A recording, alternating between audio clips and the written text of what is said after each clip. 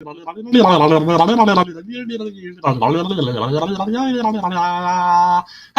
it going? Deconverted Man here. Missing the mark. Here we go. Okay, what are you missing the mark on this time? Today, I'm going to talk about how everybody worships something. Welcome to Missing the Mark, where we look for meaning in strange places. I'm Christopher. I love that opening. Okay, quick clarification. When I say worship, I want to be clear that I do not mean engages in formalized ritual worship. Okay, equivocation. Got it. That obviously that's not the case. And so to jump into it, when I talk about worship, the concept of worship is often misunderstood, frankly. And I don't want to get too far into it. I need to get just a little bit in order to really make the meaning clear here. So there are the word worship has been used in a variety of ways around similar subjects. So to give you an example, in the old English marriage rite in the Anglican Church, one of the things a person would say to the other is, "With my body I thee worship." Okay. That's how they might have used that word. How are you using this word? Why not just put on screen the definition of how you want to use this word? Why are your videos not edited? Is this live? I mean, I don't understand if it was live. I mean, come on, man. It's just, it's a lot of pot. I don't know. It's just, whatever. Anyways, it's fine. And so you can see from that kind of usage of to worship somebody. Or you can see again where a person who really, really likes some sports figure and holds them up as the pinnacle of human achievement is described as worshiping this sports figure. But that doesn't mean that they engage in ritualized worship of the sports figure. The Anglican rite does not mean that that you use your body in order to take part in some ritualized worship. And moreover, in both of these cases, they do not preclude there being other objects of worship. Hence the "with my body," for example, as distinct from "with your soul." Okay, well, what's the distinction there? What does it mean to do something with your soul? I understand what it means to do something with your body, because I'm very familiar with that. I don't know what it means to do anything with my soul, because I'm very not familiar with that. So yeah, let me just pull up here. Let's see, worship. Let's see. All right. It seems good enough to me from just Oxford. Yeah. All right. Feeling of expression of reverence or adoration for a deity. Saying not that. Acts are right. Make formal expression of reverence for a deity. He says not that. Adoration or devotion, comparable religious homage shown to a person or principle. That's basically what he's saying. Our society's worship of teenagers. Honor given to someone in recognition of their merit. He might be saying that. And okay, so basically he's using this, not, I would dare say, not commonly used version of the word. And that's the definition that you're using here. So everyone, it has some adoration or devotion shown to a person or principle at some level. Okay, that's it, right? Is that true? I don't know. There might be somebody, and whenever you say the word everyone, you got to be careful of those superlatives in logic. If you say no one or everyone, you better be able to support that burden. It better be something that is unquestioned. Like, all humans are mortal. Yeah, that's true. There's no question there, right? So, unless it's something like that, when you say all or none or no human lives forever. No, that's the opposite of everyone is mortal. It's the opposite framing, if you will, but it's the same result, right? So yeah, blessed be Christopher Hitchens, exactly. So And do I have admiration or devotion to that's comparable to religious homage? No, because I don't do religious stuff. But do I have adoration, devotion shown to a principle or person? Sure, I do, but I'm one data point. Hypothetically, there could be somebody that doesn't have that. Perhaps because of mental issues that they're unable to have that sort of thing. So then you'd have to modify your statement to everyone that's capable of having that has it. Or maybe you should modify it further. As far as I know, it seems like a lot of people have it, but not everyone has it. That's just dishonest. Let's continue, though. With all of you, in the Anglican Rite, or you can actually see it in a bunch of the, one of the addresses you could have to certain types of nobility and so on is like your worship. That was in the past, though, so which again indicates that there's a relationship going on where one person is being held up as higher than others. Yeah, that was in the past. What about today? It does not imply an exclusivity to it. And so this brings in all sorts of complicated things and debates that I don't want to get into. Why not? The thing about worship that I want to describe here is actually the exclusive aspect of it. What worshiping means. So you can see that worshiping is holding up something as being higher and a thing in some sense to be emulated and a thing towards which some things are directed. Okay, holding up something higher that things should be directed towards. That's what you mean. So it's not even a definition that you got from the internet. It's just your own. That's fine. I'm okay. So do all humans do that? Again, no, probably not. There's going to be some human out there that doesn't do that, either because they're incapable of doing it or perhaps because their society, their culture, their tribe just doesn't do that. I mean, it is fully possible that there are multiple human beings that do not perform this particular action. Yes, you can use your own definitions for words as well. Yeah, I mean, it's real fun when you do that. So the widely most used, most common idea of worship isn't what he's using. The second one third one that I said, which I thought was this, he's not using that version either. He's just using his own version that's holding up something higher. That thing should be directed towards stuff. And it's not even like on screen. Why not like have it written out and have it on the screen so you can reference it? This is what I mean. Anytime I use this word, I mean that. And it's right there so you don't forget. That would be useful. Or you put it in your description. It doesn't have anything in the description. You didn't bother putting the definition of the word that you're using in the description. Okay, whatever.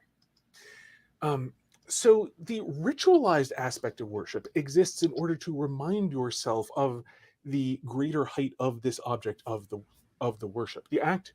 So in this sense, the act of worship is to remind yourself, to call to mind the correct ordering of things. Do you need to do that though? Like, do you have to remind yourself all the time of the order? I mean, it seems like this guy is the president of the United States. Remember this guy? Hey, what was the guy? What was the president? What's his name? I can't remember. It's George Washington. No, Trumpian. No, that's Joe B. I don't remember. He's white. I know that for sure. It's always been a white president. What's that? Barack Obama. Who the hell is that? He was black? Really? Nah, that didn't happen. We didn't have a black president. We did? Wait. He's not from America. How did he become president? What do you mean that's a conspiracy? He was from America. And he was black. Well, he was a man, though. So, okay, fine. We're doing okay, guys. It's fine. Everything's running the way that we thought. It's still mostly white guys. What did any of that have to do with anything? Nothing. Back to the video. So here, sort of borrowing language a little bit from Jordan Peterson, who's very useful because he is essentially a secular person who has tried very hard to understand the things that religious people understand and to... He's essentially a secular person? No, he's not. Not really. Oh man, just no. Wow.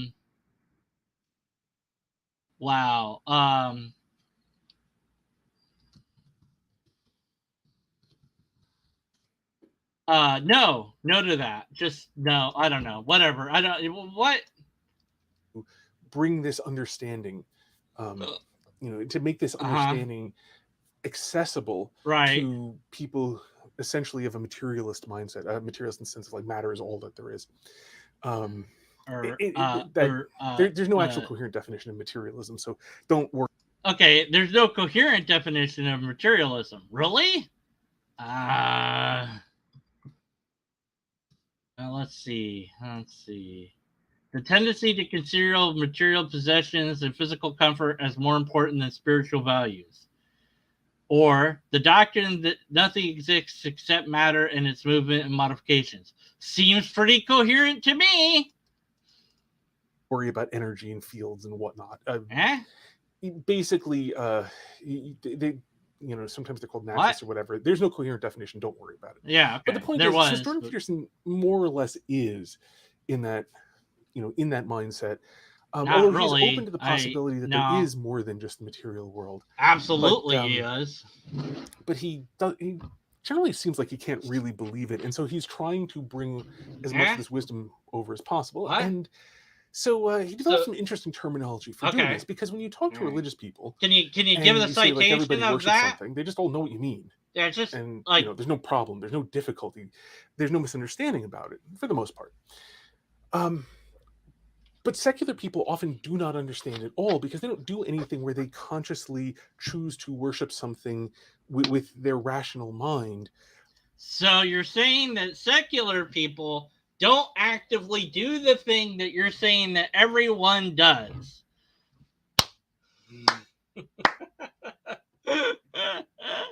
So then in what way do they do the thing that you're saying everyone does if they don't do it?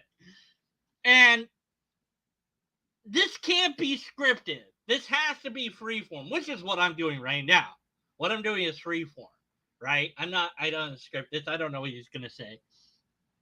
So there's going to be delays. There's going to be a little bit of me trying to think or look up something or whatever, or me responding to chat, Okay, expected, understandable delays. But this is an edited video. So I don't get it. He's still doing this thing that, if I was responding to this video in an edited format, I'd edit out his ums and ers and all that because it's just annoying. But, okay, here's something that Jordan Peterson said. Okay, it doesn't really matter who said it, but fine, whatever. It's just show the thing. Here's a clip, wherever that was. Or here's the article that it's linked to, or whatever. And then have that as a citation, a link to that in the description. Now, okay, here's what I'm talking about. And you don't need to go off on the tangent. Well, religious people understand this, but secular people don't. Do they? I don't know. That would be another thing you now have to prove. So rather than saying that at all, just reference the thing that explains it in the best way possible. But honestly, when you ask a religious person, what is worship? Their response is going to vary from person to person, from religion to religion, society to society, etc. It's going to vary widely. There might be some agreements, but it's going to be different across the board. There's going to be an entire bell curve or spectrum of ideas about what the word worship is, what it means to worship something, someone, or perhaps worship is reserved solely for God. So what does it mean to worship? That would be an interesting explanation to go into, dive into. You could look up Bible verses if you're aiming at a Christian audience or a Jewish audience or even a Muslim audience. You could use the Quran, you use Torah, you use the New Testament, whatever. You could cite philosophies. No, we're not going to do any of that. Why would we do any of that? Let's just okay, everyone does this thing. They don't really actually do this thing, but I'm going to say that they do the thing. And then I'm going to support the fact that they don't really say the thing and do the thing by the fact that I'm going to mention that, by the way, they don't actively do it, or they don't even really understand what it means to worship. But if I make the word into something else that nobody is really familiar with, and I use my version of the word, then I can pigeonhole everyone into this idea that they worship this thing so that I can be right in my own version of reality that I've created for myself. As a sort of formal act. And so they don't really, because they don't do it, they don't really notice what it's about, and they don't get the idea. So he's good at this sort of thing. And so some terminology that I'm kind of borrowing from him for this purpose is what he describes as the hierarchy of being, or the hierarchy of goods. And that is to say, if you hold that there are good things at all, and if you hold that some of these things are more important than other things, such if they come into conflict, one of these will be sacrificed for another. So, if you have, you use the silly philosophical trolley problems, right? Like you've got a trolley line. On the one hand, you have everyone knows the trolley problem. On the other, you have, a person tied down to the rails, and you can divert the trolley. You're not even doing the trolley problem right. Most people would say, like, yep, you should do this because the person is more valuable than the ant. There are some asterisks about this, but look, it's one person versus 5 people. It's usually not framed as an ant versus a human. But yeah, okay, well, I don't know. Has the ant bothered me lately? Who's the person? Because it depends. It really does. Like, who is on that track there? If it's my ex mother-in-law, well, that trolley somehow wound up on the track headed towards her. I don't know how that happened. I honestly thought I was aiming for the ant. It was a big misunderstanding. I'm so sad that happened. However, if the ant recently bit my wiener and it hurt, now I'm still going for the ex-mother-in-law. Now she's still getting it. The ant would have to have committed genocide or attempted genocide on a large swath of humans for me to. No, the mother-in-law is still getting it. I'm not really sure, honestly. I'm not sure who you could put on the other side of the track that I'm going to aim for versus the mother-in-law at this point. Man, I got to talk to a therapist about that. I might not even have a mother-in-law or an ex-mother-in-law. I might just be saying it because it sounds funny. I don't know anymore. What was I talking about? Oh, the trolley problem. Yeah, what about it? You said it's silly, then you couldn't even remember what it was. And then you're using that as a reference that there's a hierarchy of good stuff. Like, it's better to sacrifice one person than it is 2 people. Like, well, it's not better, but it's less bad. Okay. And then you have to like make some sort of flow chart but you'd have to come up with it, and you're never going to be able to have a complete chart of hierarchy of what thing you would sacrifice for whatever thing. It would never be complete.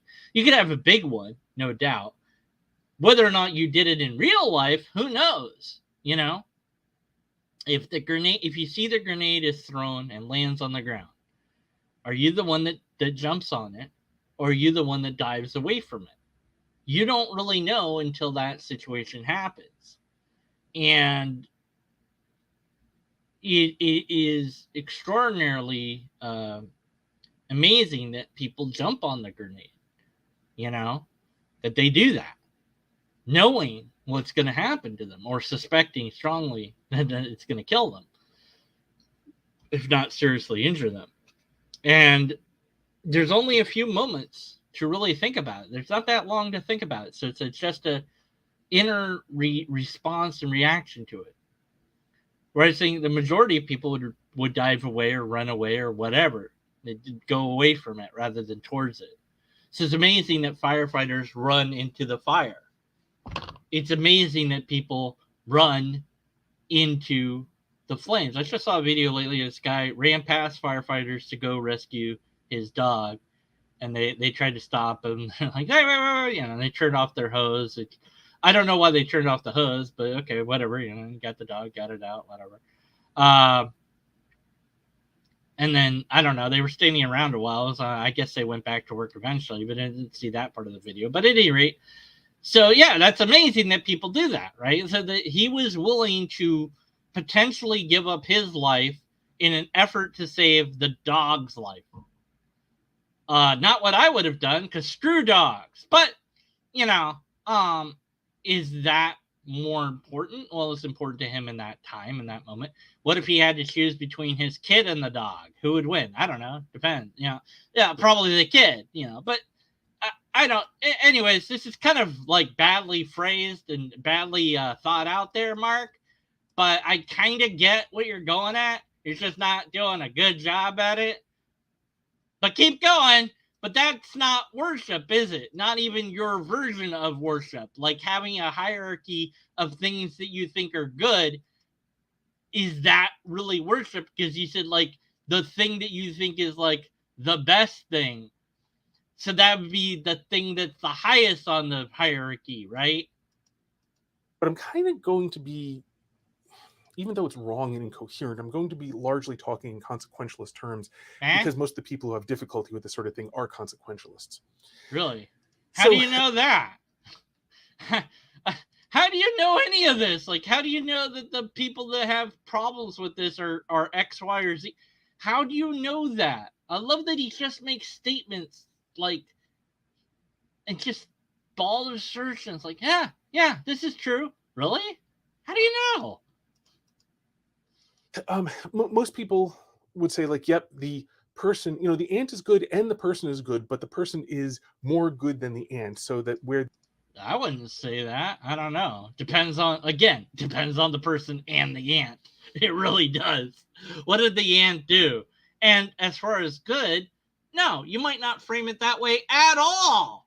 I'm a human, so I'm going to favor the human. If you're an ant, you're going to probably favor the ant. That's just how it works. But you don't have to frame it as good at all. So that's just wrong. These two goods come into conflict, the person wins. Now, this is obviously a highly contrived thing, but you make these kind of decisions all of the time. If you are going to read a book, there are many, many books, and you have to pick one of them, and you have to not read other books in order to read this book. So that you have established some hierarchy of what is valuable to be spending your time on with this book. If you go to college, you have to pick college courses, you have to pick a major. Yeah. You have to decide like what is better than other things given. I mean, you don't have to do that. You can do that, but you don't have to. A limited amount of time and resources, and that I should devote these things there. If you are giving money to charities, you have to pick from I charities. I get it. Like, which of these things you have to prioritize. That's not worship. Is more deserving of this. Yeah. When you is that holding something example, higher than should be? If a person wrongs you, and then apologizes, I can't even spell directed. I shouldn't. You have to determine between yourself and them. For example, when they apologize, but they can't fix it. So like they broke something of yours and they are sorry that they broke it, but they can't fix it. Yeah. Do you keep on holding this against them? Yeah. Because there's a debt here that has not been repaid. You could. Or do you repay this debt and do you essentially repay the debt to yourself? Yourself by forgiving this debt. That is to say, by you know, that's essentially by. That's not repaying the debt. Wait, what? Saying like I am canceling out the debt that you owe me. And I am restoring our relationship. The fuck are you talking about? Okay, so since you're off on this, whatever, about somebody breaks something, they can't replace it, it cannot be replaced.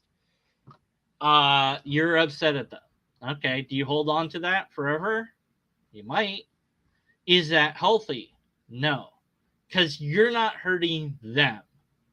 You're hurting yourself. That's all you're doing. If you are constantly always angry at that person, you're just hurting yourself. Forgiving is about letting go of your own emotions regarding the person. Now, you might still have them cut out of your life. That might be the thing. You might say, I'm done. We're done. Cutting you out of my life. That's that. And there you go. And although you forgave them to let yourself off the hook of the anger, they're still out of your life, and you're not going to try to get them back in your life. Because although you've let that go, that relationship is done. And that might be the way it is. So it's very weird to hear somebody that's supposed to be a Christian not understand the concept of forgiveness, given that forgiveness is like a pretty big deal for Christians. But that's my understanding of forgiveness. He might have a completely different understanding of forgiveness that's so vastly different that nobody would ever recognize it. Nah. All right. Are we getting anywhere with this? Or we keep going. By canceling out the debt that you owe me myself, since I can do it, you can't. What? At the moment. Or, for the foreseeable future, whatever. And I will repair the relationship. And you have to choose here which is better, the repaired relationship or the debt actually being paid. You could have it both ways. Like, they could pay you physical money. They could make it up to you in any number of ways. Was it an accident? Was it deliberate? I don't know. So, again, the forgiveness thing is more for you than it is for them. It's not canceling it out. They still did this thing. It's just you've accepted that they did the thing, and you're no longer going to hold it against them. You're not going to be upset about it anymore. You're going to let that go and move on. So if it was an accident, even if it was deliberate, like, well, why did they do it then? Who knows? But, I'll tell a story about that that's related, I suppose. I know somebody that told me this story, so it's kind of a secondhand story, but nonetheless, okay. They had a really, really good friend, like a friend since, like, I don't know how long they'd had them. I think since high school. And they'd been friends for years. And one day, their credit card was sitting on the counter, and they stole the credit card. And they spent money on just pointless stuff. And when they found out about it, that was it. That was the end of that friendship. And when asked, why did you take the credit card? It's like, I don't know. It was just there, and I did it. Like, I don't know why I did it. I just did. I don't know, So the action was a mystery to them. They felt bad. They felt terrible. Perhaps they could have, repaid them with money over time. But the trust was broken, and that trust is what keeps a friendship alive. So that person probably has forgiven that other person. They were certainly pissed off for quite some time, I'd imagine. But let it go in terms of holding that resentment, holding that anger, because that's just going to hurt you. And move on. And find somebody that's not going to take your credit card for no reason. It'd be more understandable if they took it because they needed the money or something, although they could have just asked. But when someone does something that just doesn't make any damn sense like that, I mean, yeah, you're going to, yeah.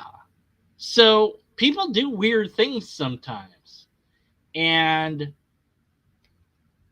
you either accept them or you move away from them. You can't change them. You can only change yourself. And forgiveness, as I said, is more about you letting go of the anger or emotions associated with that person than it is necessarily about repairing the relationship. Which is why it's interesting to think of that concept in terms of the Christian God. God is very displeased with us doing our thing the way that we want to do and not the way that he wants us to do it. And the only way that God can forgive us is by a sacrifice that he gave to us that we must accept.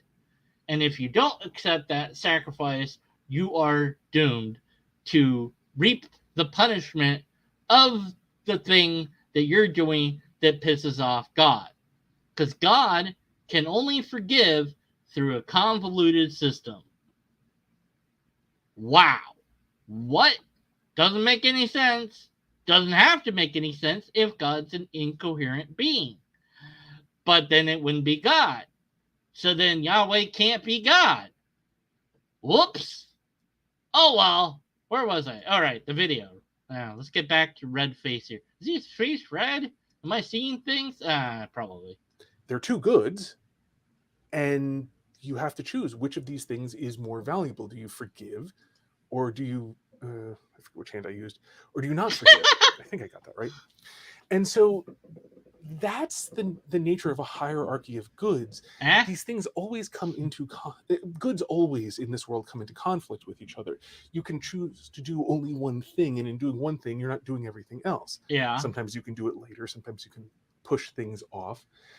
But in that case, you're just changing the problem from, if you can do three things and they're all good, you still have to choose like which one should be done now versus which should be done later. That's priority. Factoring in the possibility. So you're worshiping that thing because you put it above the other things. Even though that's your version of worship. So that people it's called prioritizing thing. Everyone prioritizes something.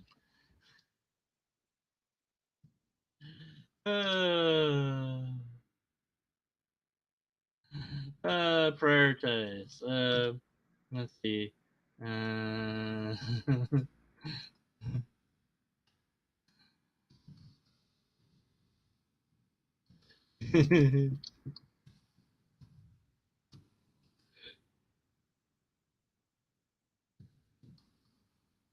But by changing the word worship into prioritize, he can make his statement seem to be true.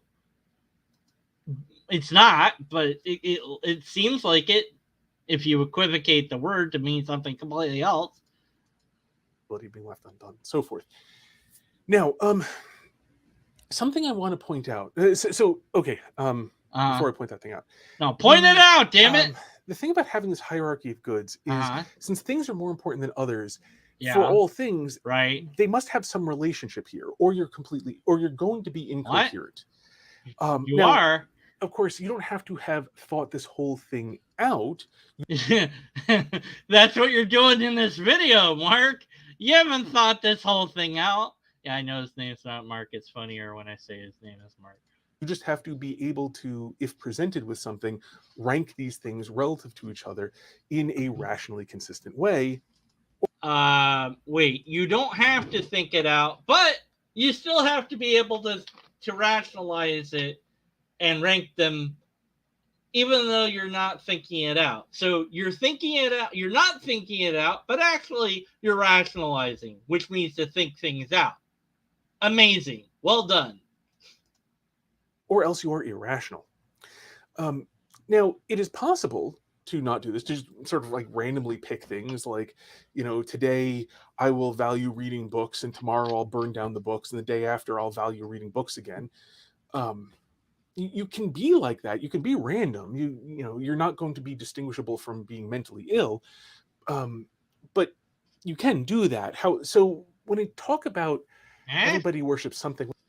You think somebody is mentally ill if they read books, then burn them, then I would presume they have to get more books to read and then burn those books. I mean, that's weird. I don't know that it's mentally ill, though. What? What I mean is all people who are attempting to live a rationally consistent life worship something. All people that are attempting to have a rational life prioritize something. Sure, but not worship. Unless worship means this other thing that's basically the word prioritize. Okay. And that is most. But then wouldn't the name of the video be all people that are trying to be rational are doing this? So it wouldn't be everyone. So it's not everyone. It's not everyone. It's only the people that are trying to live a rational life that are doing this. So the name of the video is just a big old lie. Oh, wow. Well done. What was that? 924-ish? Yeah, whatever. I don't care anymore. Most people do try. They don't always try very hard. And another thing you have to bear in mind is that people fail. People make mistakes. People do I didn't know that. Wrong. Did you know that? People will believe, that one thing is more important than another, but act contrary to it. People will believe it, but in the moment they can't bring themselves to act upon the thing that they know because in the immediate moment they are they're not rational. They can see the good of the one too much and they can't see the other good, and so they give in. For example, addicts who know that they are hurting somebody by like getting drunk and not showing up to do the thing that they promised to do for a person who is valuable to them. They know that keeping their word and helping the person that they said they would help is much more important than the pleasure of being drunk or the. You don't seem to understand addicts, because that's not what.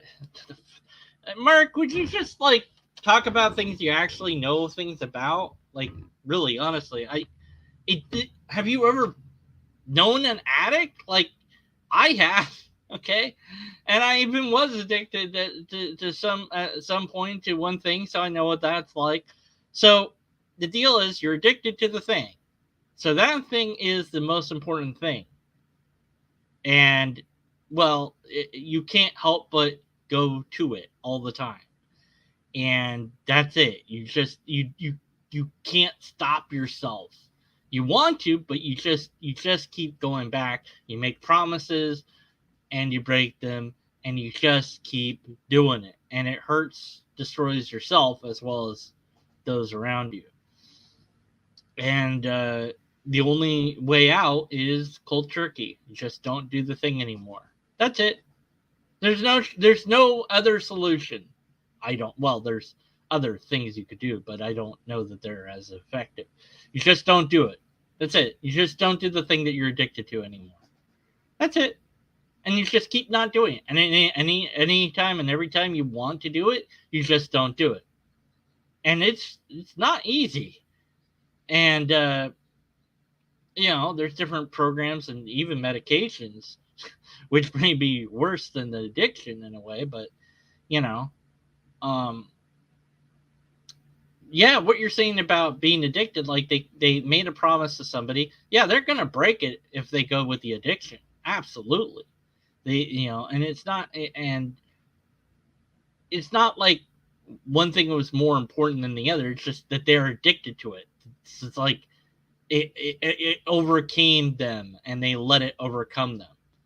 The solace of being drunk, or whatever exactly it is, in the drunkenness that really is calling out to them. But in the moment, it calls out to them so clearly, and the other thing is far away and they can't see it. And even though intellectually they know it, the one evidence is so clear and the other requires them to be able to recognize the truth of a thing where the evidence is not in front of their face at the moment. That's to say, have faith, but in any event.